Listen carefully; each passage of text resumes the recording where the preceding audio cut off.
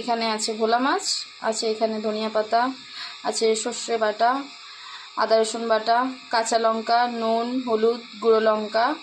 আর এটা চলে আসছে আপনার সাথে রেডি করার পর।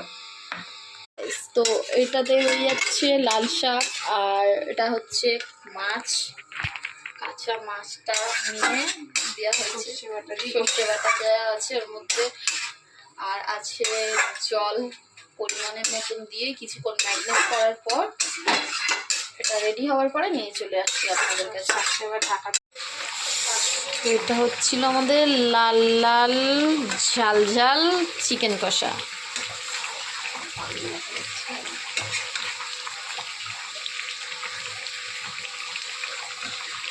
আমাদের চিকেন কষা রেডি, দিয়ে দিলাম একটু ধনেপাতা।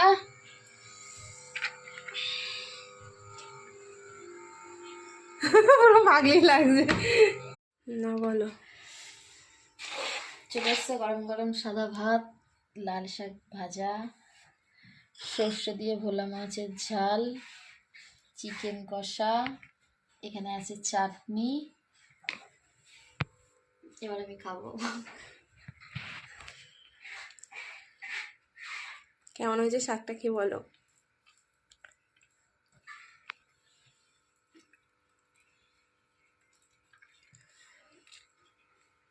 ভালো হয়েছে? ঝাল ঠিক আছে? সব কিছু একদম পারফেক্ট। আর লাল শাক ভাজা রসুন দিয়ে ভেজে বেশ খেয়ে ভালো লাগে। আপনারা কেমনভাবে খান ওটা একটু কমেন্ট করে দেবেন।